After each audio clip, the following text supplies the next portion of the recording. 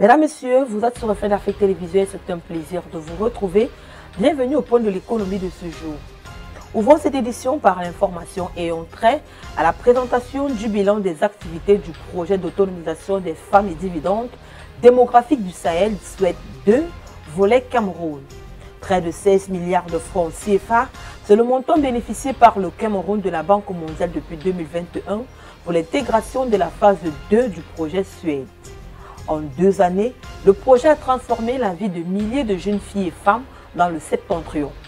Sur le plan éducatif, 4430 filles vulnérables ont obtenu des bourses pour poursuivre leur scolarité, tandis que 17 238 ont vu leurs frais de scolarité et d'examen pris en charge.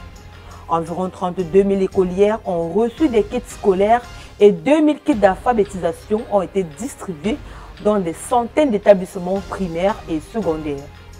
Pour faciliter l'accès à l'éducation, 1040 vélos ont été remis à des filles vivant loin de leurs établissements. Le projet a renforcé les capacités de 165 centres d'encadrement à travers la dotation de 1650 machines à coudre, 330 suffileuses, 660 mallettes de couture et de plomberie, ainsi que divers équipements électroménagers. En matière de santé, SUED 2 a permis de doter le Cameroun d'1 million d'unités contraceptives afin d'assurer une disponibilité constante des produits jusqu'aux zones les plus reculées. De plus, 602 sages-femmes ont été formées pour renforcer l'offre de soins. Le système d'approvisionnement pharmaceutique a été optimisé pour éviter les ruptures de stock de médicaments, produits sanguins et contraceptifs. Soulignons que le projet a également investi dans la logistique en octroyant au ministère de la Santé publique 4 camions frigorifiques, 5 chariots élévateurs, 12 cliniques mobiles et 3 ambulances tout-terrain. Le ministère de la Jeunesse et de l'Éducation civique a quant à lui reçu 3 camions podium destinés aux campagnes de sensibilisation communautaire sur le changement social et comportemental. En dépit de ce bilan reluisant, avec 92% des indicateurs d'objectifs de développement atteints, des défis subsistent. Le ministre de l'Économie, de la Planification et de l'Aménagement du territoire, Alami Ousmane Mey, qui présidait la double cérémonie de présentation du bilan du projet SUED 2 et la remise officielle de matériel roulant et équipements, a insisté sur la nécessité de consolider les acquis et d'assurer la continuité de cette initiative au Cameroun en synergie avec les 11 autres pays africains membres du projet régional. Alors que la haute saison touristique se profile au Gabon, la décision unilatérale des autorités d'augmenter de 133% la taxe de sûreté WZ fait l'effet d'un couperet pour les compagnies aériennes opérant au Gabon. Annoncée le 30 avril dernier sans concertation ni étude d'impact, cette mesure censée entrer en vigueur dès le 1er juin 2025 alourdit considérablement la structure tarifaire des billets d'avion, déjà plombée par une fiscalité composite et peu lisible. Face à la hausse spectaculaire des taxes aéroportuaires, la compagnie nationale AfriJet Fly Gabon tire la sonnette d'alarme.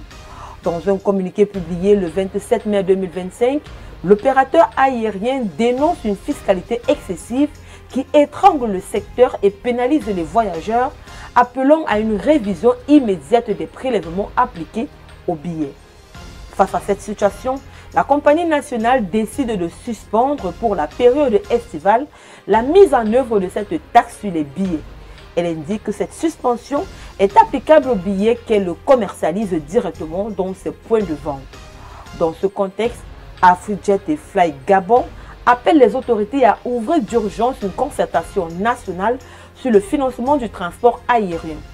L'objectif étant de redéfinir les priorités, rationaliser les taxes, assurer la transparence dans leur usage et surtout protéger les usagers contre une inflation injustifiée.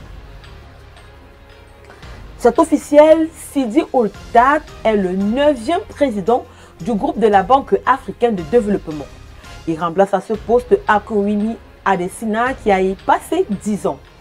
Ancien ministre de l'économie et des finances de la Mauritanie, Sidi Ould Tah a occupé des postes de haut niveau dans des institutions multilatérales et a dirigé des opérations de réponse à des crises, de réformes financières et de mobilisation innovante de ressources pour l'Afrique. Ce dernier possède plus de 35 années d'expérience en finances africaines et internationales. En 2015, il préside pendant 10 ans aux destinées de la Banque arabe pour le développement économique en Afrique, en abrégé BADEA, où il a mené une transformation complète qui a quadruplé le bilan de la banque, lui a valu une notation AAA et l'a positionné parmi les banques de développement les mieux cotées en Afrique. Entré en campagne en décembre dernier, le Mauritanien a bénéficié des réseaux diplomatiques de son pays, alors que Mohamed Ould Ghazouani a présidé l'Union africaine en 2024. Mais il a aussi pu profiter des puissants réseaux de l'Arabie saoudite qui ont notamment réussi à rallier les voix des pays de la Ligue arabe. Les arguments de campagne et l'expérience de celui qui se présente volontiers comme un trait d'union entre l'Afrique et le monde arabe semblent avoir fait ses preuves. Et son passage à la Banque arabe pour le développement économique en Afrique, dont le capital est détenu par les pays de la Ligue arabe, en est l'illustration parfaite. Sous sa direction, l'institution est entrée dans la cour des grandes banques de développement. En Tunisie, le marché de l'immobilier traverse une zone de turbulence. Selon les dernières données publiées par l'Institut national de la statistique en mai, plus de 800 000 logements restent invendus dans le pays. Autrement dit, près d'1 million d'unités prêtes à l'usage est inoccupées. Ni vendues, ni louées. Et pourtant, malgré cette offre surabondante, les prix de l'immobilier restent figés à des niveaux déconnectés du pouvoir d'achat des Tunisiens. Dans n'importe quelle économie nationale, une telle situation devrait mécaniquement conduire à une baisse significative des prix. L'immobilier, comme n'importe quel marché, obéit en principe à la loi de l'offre et de la demande. Or, en Tunisie, cette loi semble suspendue. Les logements s'entassent, les invendus s'accumulent, les sociétés immobilières plongent et les prix, eux, s'obstinent à ne pas reculer. D'un côté, les promoteurs refusent de baisser les prix, invoquant la hausse des coûts des matériaux de construction, la flambée des prix des terrains, la pression fiscale et l'alourdissement des engagements bancaires. De l'autre, les ménages sont de plus en plus nombreux à renoncer à l'achat, jugés inaccessibles au vu de leur pouvoir d'achat. En l'absence d'une réaction rapide et coordonnée, les promoteurs pourraient être contraints de suspendre tout lancement de nouveaux projets. L'activité immobilière, traditionnellement pilier de croissance, risque ainsi d'entraîner un effet domino sur les autres composantes de l'économie. Malgré quelques mesures d'urgence, la situation financière de nombreux promoteurs s'est nettement détériorée selon les professionnels du secteur. La tension est telle que plusieurs analystes évoquent désormais une crise chronique, voire un risque de crash immobilier si aucune solution durable n'est adoptée.